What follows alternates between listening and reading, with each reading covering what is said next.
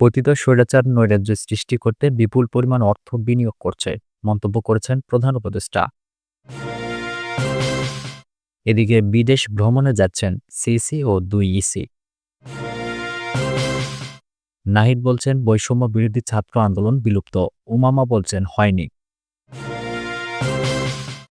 এবং ময়মনসিংহে বিপুল পরিমাণ ভারতীয় জিরা জব্দ। সর্বশেষ জানাবো, নিরাপত্তা কর্মীরা পালন করবেন পুলিশের দায়িত্ব, করতে পারবেন গ্রেপ্তার। শুনছিলেন সংবাদ শিরোনাম। পুরো খবর জানতে ভিডিওটি শেষ পর্যন্ত দেখুন। সর্বশেষ খবর পেতে চ্যানেলটি সাবস্ক্রাইব করুন। এবারে জানিয়ে দিব বিস্তারিত। পতিত স্বৈরাচার নৈরাজ্য সৃষ্টি করতে বিপুল পরিমাণ অর্থ বিনিয়োগ করছে, মন্তব্য প্রধান উপদেষ্টার। প্রধান উপদেষ্টা প্রফেসর ডক্টর মোহাম্মদ ইউনূস বলেছেন, পতিত স্বৈরাচার দেশের নৈরাজ্য সৃষ্টি করতে বিপুল পরিমাণ অর্থ বিনিয়োগ করছে। আমাদেরকে এখন এতটাই সতর্ক থাকতে হবে যেমনটা আমরা যুদ্ধের মতো পরিস্থিতিতে ছিলাম।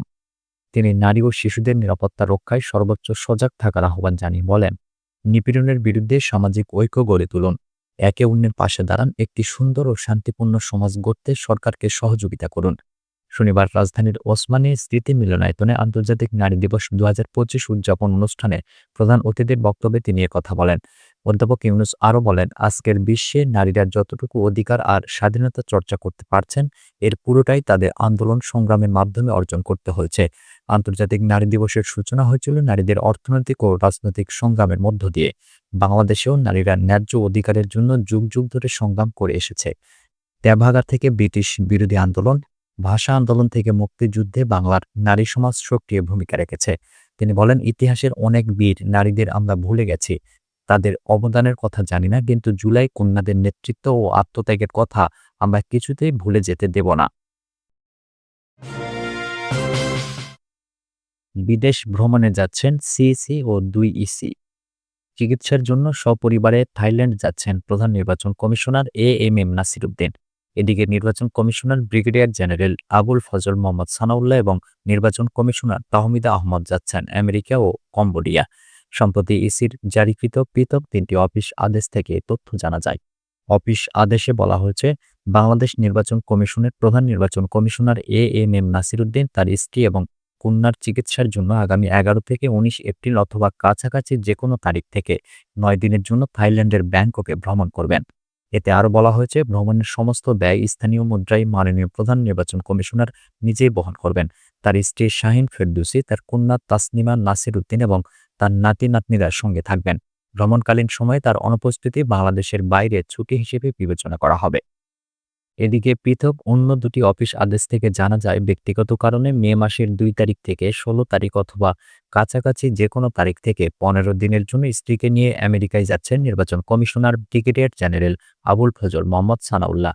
১০ মার্চ থেকে ২৫ মার্চ অথবা কাছাকাছি যেকোনো তারিখে স্বামীসহ ১৬ দিনের জন্য কম্বোডিয়া যাচ্ছেন নির্বাচন কমিশনার তাহমিদা আহমদ।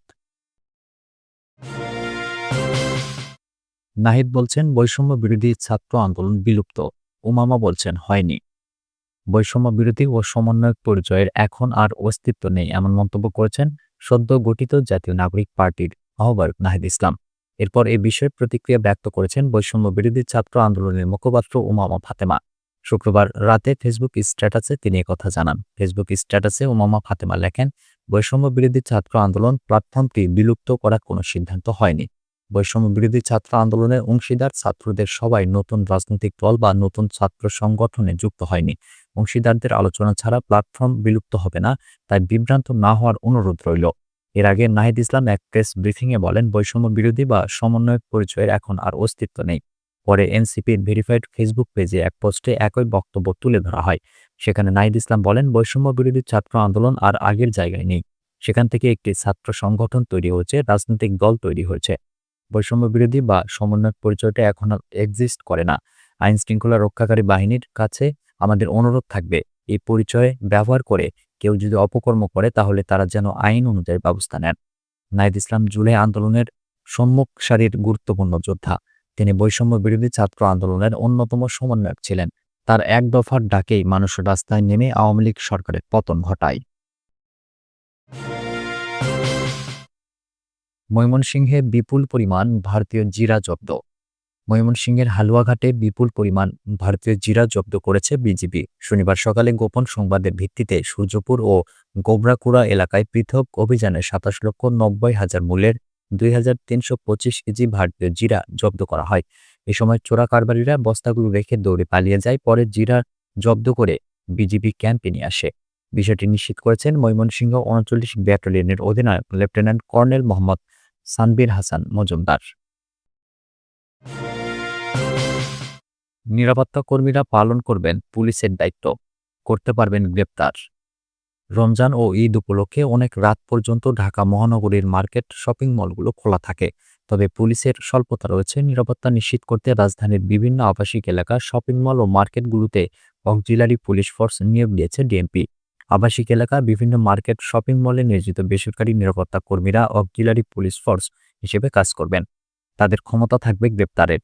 ঢাকা মেট্রোপলিটন পুলিশের আইন বলে তাদের নিয়োগ দেওয়া হয়েছে বলে জানিয়েছেন ডিএমপি কমিশনার শেখ মোহাম্মদ সাজ্জাদ আলী। শনিবার দুপুরে ডিএমপি মিডিয়া সেন্টারে আয়োজিত এক সংবাদ সম্মেলনে এসব তথ্য জানান তিনি। ডিএমপি কমিশনার বলেন, আমি ঢাকা মহানগর পুলিশ কমিশনার হিসেবে আপনাদের জানাতে চাই, অনুরোধ করতে চাই, আপনারা যখন ঈদে বাড়ি যাবেন তখন আপনার বাড়ি, ফ্ল্যাট, দোকান, ব্যবসা প্রতিষ্ঠানের নিরাপত্তা ব্যবস্থাপনা নিজ দায়িত্বে করে যাবেন।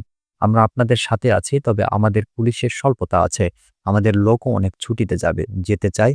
যারা ব্যারাকে থাকে তারা দীর্ঘ সময় পরিবার ছাড়া থাকেন। তাদের একটা পার্সেন্টেজকে সরকারের নির্দেশে ছুটি দিতে হয়।